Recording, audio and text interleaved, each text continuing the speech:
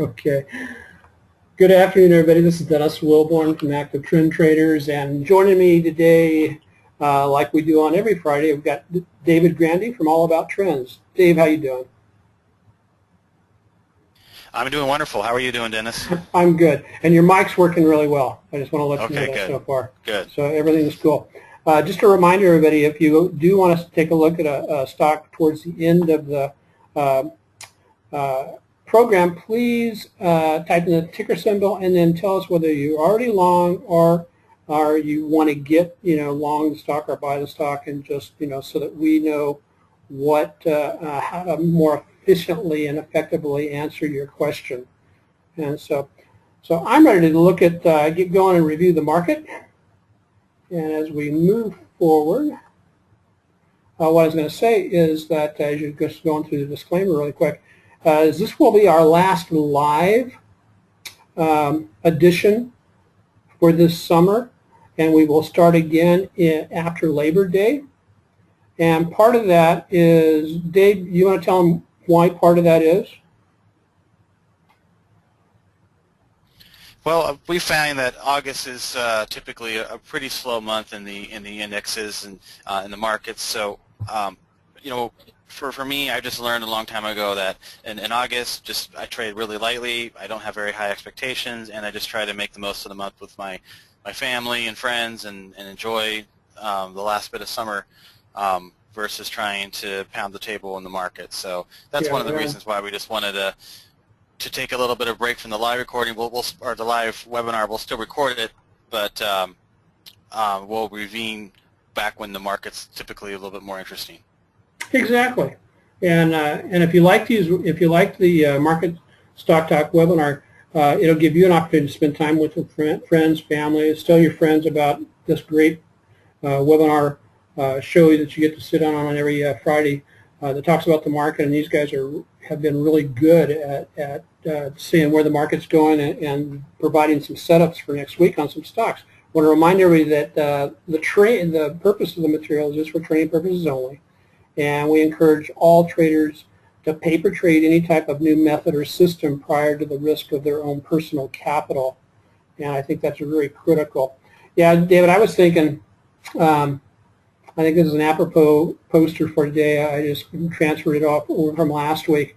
How do you ride a bear? The same way you ride a bull, in the direction it's going. And I think that's great advice. As we saw the markets today, especially the Russell, kind of show some traction to the downside. But what was really interesting is a lot of the markets just kind of held, they dropped, but they dropped right to a level of support, being either horizontal support and or a moving average. One of the things, as Dave was saying, typically we run into the summer malaise. And where if you are going to try to trade during August and September, we do have to kind of lower our expectations and be much quicker on taking profits often. The golf coach that I was coached with this past golf season for the high school, he's a really good, he used to be a pro, and he was telling the young men who were on the golf team, he says, when you're out there on the golf course and it's just really crummy weather, it's raining, wind is howling and all that kind of stuff, your attitude towards those conditions are going to impact your results. And so what he was trying to get across to the young men was that if you got a crappy attitude, going, oh, well, these conditions are really challenging and I never play good when it's raining and windy, you're basically going to get a self-fulfilling prophecy that and play crummy and play badly. However, if you recognize this and just kind of start saying, hey, I love playing in these conditions, and basically have this psychological discussion with yourself, you can maybe not play as well as you would on a perfect, beautiful, sunny day, but at least mitigate any type of negativity towards that. And I think the market's the same way, Dave, is if we tell ourselves, oh man, August and September is the most challenging time to trade, and that's our mental attitude going into it, we can set ourselves up for failure. So just recognize, yes, some are malaise, some are doldrums. However, there are opportunities in specific stocks, like Dave and Harlan always say. It's a market of stocks and not necessarily the stock market. There, I'm stealing your line there, Dave. Is that okay? No problem, Dennis. Not a problem. Okay. Hey, oh, somebody's got to start proving my slides. That was the 25th up here, but this is the update for the 25th. Taking a look at where we were last week and what we had said. Let me get my pencil out here. We're basically saying that S&P, we said we're looking for a relief rally this week, started last Friday, moving into this week. However, resistance, we had bounced from support to support, and back to resistance in about 2 days last week, and it was the same for all the other indices. And what we got was that nice little bounce up, back up to another level of resistance, and we got some turning down today off that resistance. Last Friday, we weren't having a lot of outside influences. It was fairly quiet. However, moving into this week, what I'm seeing is on the S&P, on the weekly chart, we have a long-legged doji that actually is a bearish harami also. This shows big indecision in what's going to happen, what the S&P is going to do next week, and also a big range. And so it could literally be just range bound within this long-legged doji between support and resistance, and continue that on for quite some time.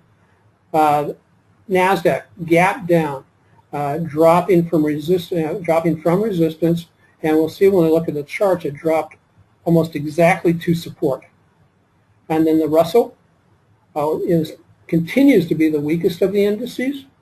It gapped down this morning, and those of you who've been trying to set up a TNA trade for a while, the daggum thing gapped down right into the middle of the trading range. And those kind of trades, I won't throw that out as a trade simply because it's not a great entry.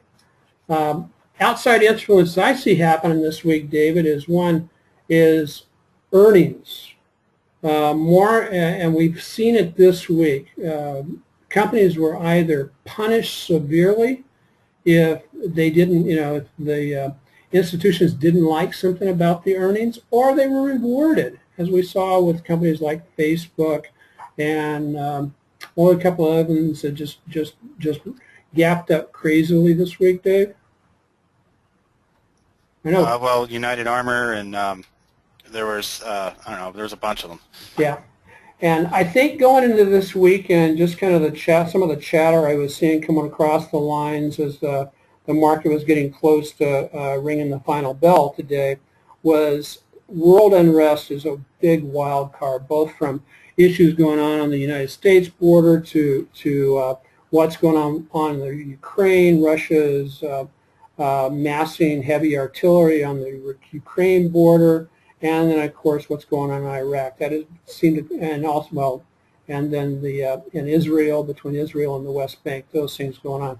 So a lot of world unrest. And if the market is set up right now to where its trigger is more to the downside, it's kind of a hair trigger to the downside, then we may want to watch that. We talked about, this is the chart that I've implemented and put into our presentations over the last few weeks. This is the percentage stocks in the NYSE that are above their 20-day moving average. And as we talked about in the past, is typically when the number of stocks that are below their 20-day moving average, or the percentage gets down here in the 25 to 20 range, somewhere between 30, 25. Typically, we get a nice little bounce up. And last year, that is exactly what happened in the August time frame. Towards the end of August, we got a nice little bounce up, nice rally back up in the S&P, a tradable rally. That's one of the things I wanted to emphasize today, David, is that we may start seeing just some tradable rallies, but they're not going to be those things where you can book on for 4 weeks, 5 weeks, 6 weeks. It's going to be real quick hitting a relief rally back up to resistance, and then a turn back over. As we got into the last week, we were right down in here, and sure enough, we get a nice little bounce up Friday of last week.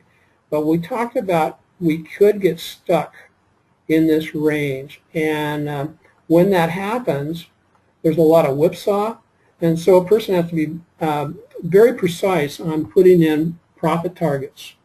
I know many of you have probably seen in your charts of the stocks you're looking at this week is price would move right up to old resistance and almost stop dead in the water, spend a little bit of time there, and then reverse back down. So we're seeing that, and then also we're seeing some really wide ranges that is indicative of a market that may be going through a topping process. So let's take a look at the S&P. S&P, here's where we were last Friday. We basically had reversed almost all the losses from the Thursday before. We have an inside day on Monday of this week, and we get a nice little rebound right back just above this level of resistance that then became support.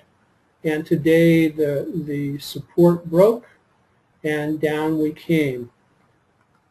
Note that the prices on the stock on the S&P actually gap significantly down, which is what is indicated here by they gapped down, ran down all the way to the 20-day moving average, and then staged a little bit of a reversal going into the end of the day. However, the price action still closed in the lower half of this, pretty significant range candle, which is a sign of weakness, not a sign of strength.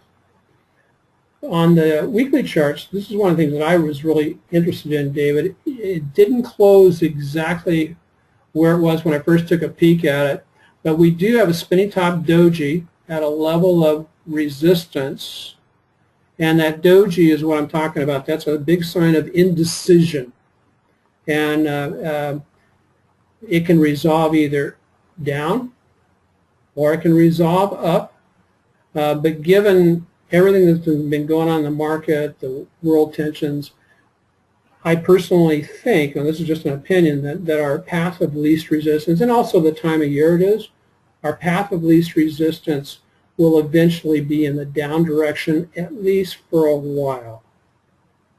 Let's take a look at the NASDAQ.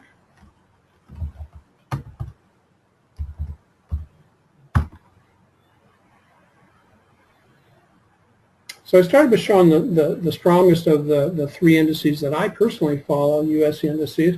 Here's the NASDAQ. It does basically the same type of thing. It drops and puts in a spinning top or right at just above the 8-day moving average. But look where it finds its support, right at the 20-day moving average.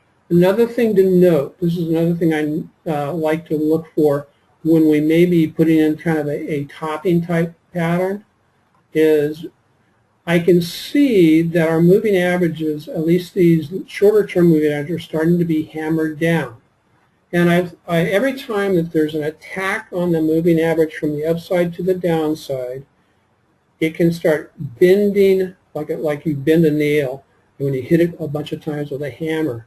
Well, the moving averages can start bending over, and eventually that's indicative of kind of a rounding top that typically always resolves to the downside. We still have a strong, more intermediate or longer term uptrend still in effect by the slope, and as you can see, the 50-day moving average on the NASDAQ showed no worse for wear for today's and this week's action. Okay, let's take a look at the Russell.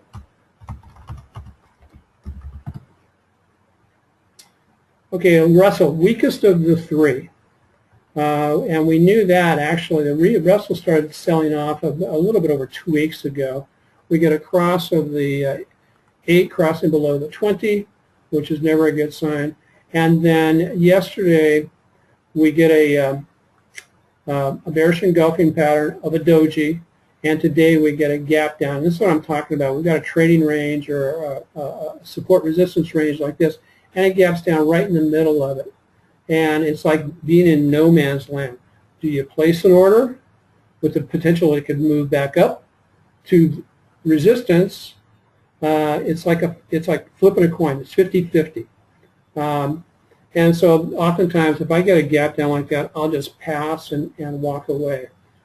On the weekly on the Russell, the longer term moving averages are also starting to be hammered down. This is a good indication. This orangish line right here is the 40-week moving average, which approximates the 200-day moving average. And you can see as these assaults happen on the moving averages, the slope starts to become less and less until eventually we'll see a complete tip over. And I think the Russell, it's always a toss-up, and this is where we're getting our divergence between the indices, where you'll have one index up a day, two of the indices down. Two of them down, one of them up. Is you start getting that kind of divergency, it's typically always indicative of a weakening market. So anybody have any real quick questions on what we're seeing right now? And so, David, you got any questions, David?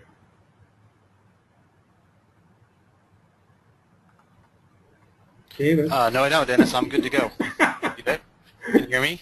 Yeah, I can hear you. Okay, good. Do you sometimes get a sip of coffee or something in between? No, I don't. I think I'm just, I got a little delayed internet connection here. Ah, okay. There we go. Yeah. And so I know that the members who also subscribe to both services, Harlan was talking a little bit about this trading range, which we in fact could be going into also until everything kind of starts working back out.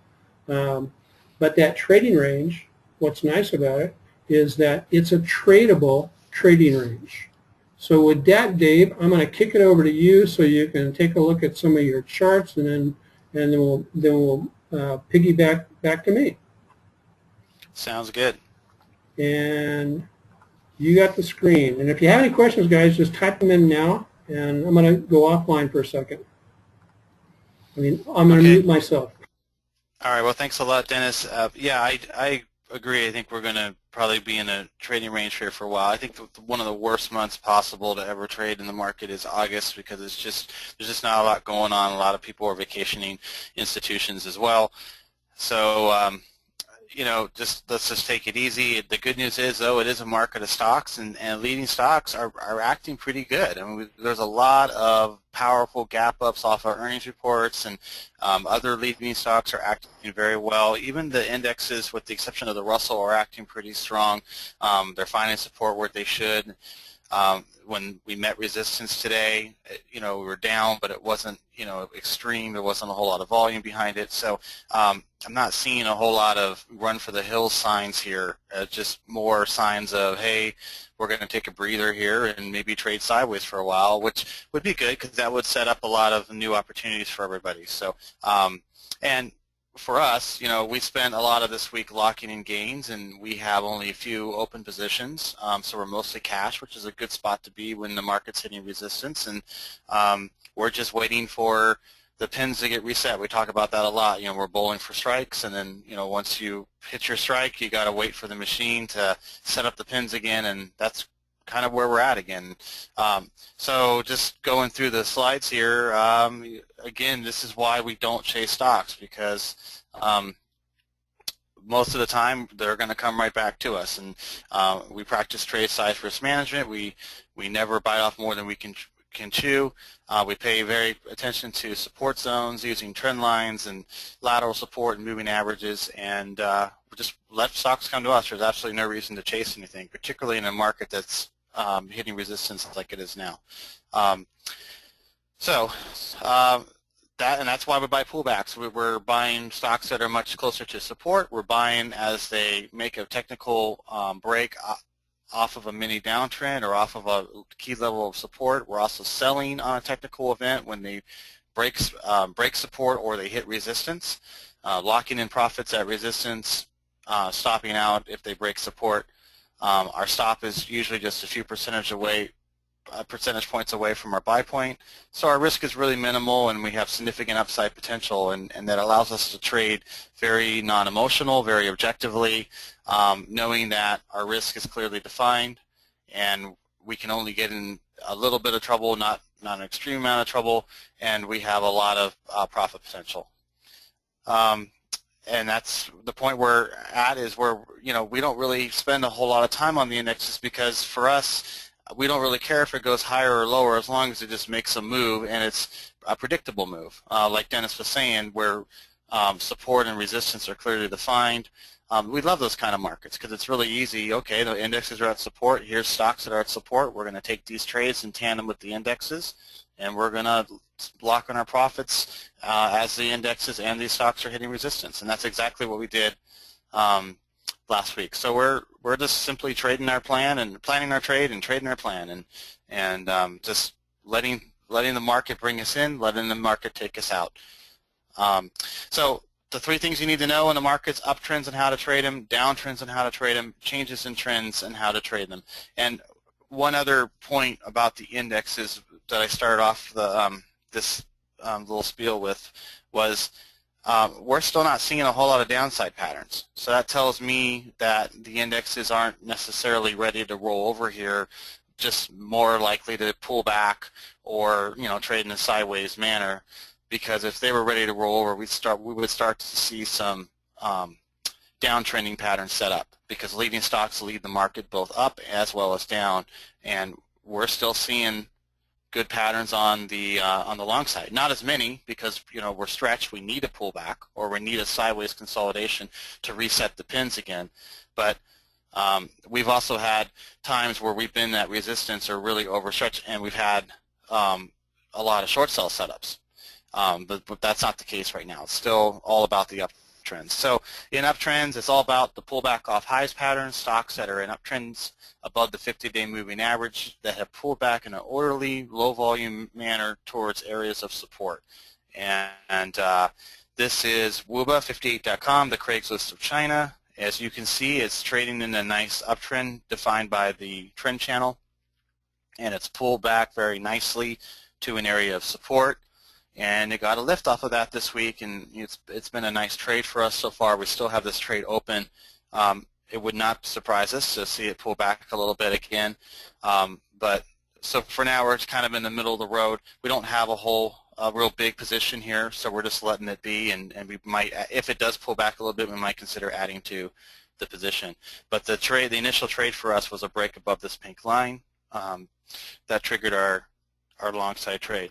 Here's a current setup, Constellation Brands, and you can see it broke out, it took off, and then it has simply pulled back, and it's really settled down very nicely, trading pretty quietly, pretty orderly. It's got multiple levels of support here with the lateral line from the breakout as well as the 50-day moving average, and we're just waiting for a break above the pink line to trigger our trade.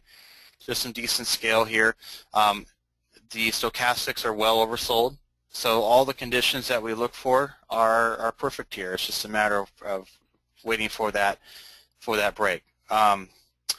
Okay, so the other pattern that we look for a lot is we use trend channels, and you saw that with 58.com, and here we have Facebook. It's the same thing as a pullback off highs, where we have a stock that's been in an overall uptrend that's hit trend channel resistance and has pulled back nicely to trend channel support. It also had support at the 50-day moving average, and then it was off to the races for Facebook from there on, and then of course the gap up on earnings. We used that gap to lock in our profits on it. A nice 20% plus gain for us. And we're always doing that. We're always going to use strength to lock in profits because it just makes good sense. It's good money management sense, particularly when the indexes are at resistance. If the indexes weren't at resistance, we might hold on to some of our position. We would always lock down some of our gain, but since they were at resistance, we just opted to take the money and run, and we're glad we did. So it's also earnings season, and these patterns work with earnings. You know, if you buy ahead of earnings, you're taking on a lot more risk because it's kind of a 50-50 event. As you've seen, there stocks get very well rewarded off earnings, and they can also get punished. And sometimes you don't know, but you can use the patterns to forecast. If a stock is in a nice has pulled back very nicely and orderly ahead of earnings, chances are it's going to get a nice pop. If the stock is pulling back violently or is really super extended, chances are the institutions are going to use that opportunity to take some money off the table. So we talked about Google last week. This week it was F5 Networks. As you can see, nice cut pattern here, and then a little pullback towards support at the 50-day moving average. It moved off of that, and we took the trade ahead of earnings and sold it the morning. So they reported earnings after the bell. We sold it the following morning for a nice little profit. You know, it's just a little couple $100 here, couple $100 there, but it certainly adds up. And you know, the charts are telling the story. The charts are forecasting that F5 was going to have some pretty decent numbers, and we just like to do what the charts tell us to do. So, like I said, bowling for strikes. We're just at a point right now where we're mostly cash, and we're just taking it easy, letting the pins get set up. You know, we'll see what happens here in August, and we'll go from there.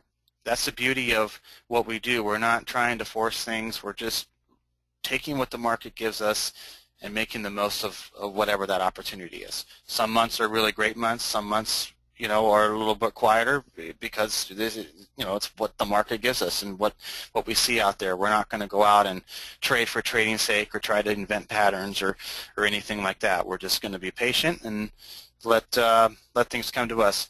Cash is always a position, and it's one of our strongest positions. We rarely are more than 50% invested, even when there's a lot of setups out there.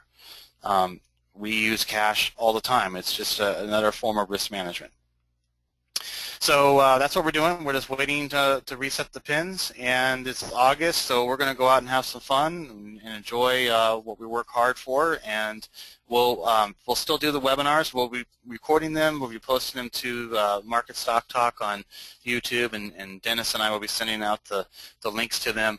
And then we'll resume our live webinars on Friday, the September 5th, the Friday after Labor Day. So this is also the last Friday to take advantage of our combination subscription at this price. So it's, if you were to go and sign up for Dennis' service and sign up for All About Trends, it would cost you about $100 or $49.99 each.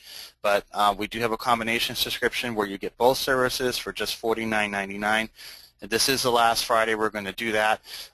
When we resume in September 5th, we will be offering another combo subscription, but at a higher price. So this is your last shot to lock this in. You also get a couple bonus gifts from us, a special report that Dennis did, a special video, and then we have a PDF of 4 steps to consistent profits in the market. So that's about all I have, Dennis. David, thanks a lot. You know, it's been a lot. I mean, we're going to continue on with the Market Stock Talk recordings and all that kind of stuff. But you know, it's been a real pleasure. And what I think that is interesting is listening to how, you know, having started this way back in April and gone through several months now, how guys, David and I have gotten a lot better at talking without having to think too much. No, I'm just kidding. With how we're sharing it. And David, I think our analysis, that's what I think is the biggest and coolest thing about what we're doing, is typically our analysis week after week after week has been almost spot on. And the other thing is that folks who do tune in, they get that, you know, a freebie of a couple of potential setups for the following week. And that's awesome. Yeah, we definitely want, the reason we started this is because we had a lot of fun answering questions on another webinar we were doing, and we want this to be interactive and add value. This is not just us beating our chests about how great we are. It's we want to educate, we want you to learn, we want you to walk away with things that you can take action on, and because you have an understanding of what we're doing and how to do it, and you want to apply that to your own trading. So it's very important to us that we do give you some current setups so that you can see how this works. I think, Facebook, we've been talking about it for several weeks now on this webinar, and so that trade should have been no surprise to anybody that's been on here week after week, and that's what we want. We want to hear that from you. So we appreciate the emails and calls we get, and the positive feedback we received, and that's why we do it. Exactly. Dave, I know that I was looking at your WUBA trade, because we got into a WUBA trade this week also, and Right. and I think that some of the defining differences between what we do is I had that that particular trade split into my two sections, one for income generations, one for the longer term, and when it hit its head again on that resistance at about 52.80 yesterday, we went ahead and took some profit off the table there, Right. and because it really makes it much less of a pucker factor when it pulls back the way it did today. And so, that's Right. one thing. And there's nothing wrong with taking profits. And we say that all the time. You betcha. But I'm glad you mentioned that part about sometimes we're, depending on the time of the year, sometimes we're the position that we're in, we're taking, $100 off here, $200, $500 off here, just profits, just booking those profits as you go.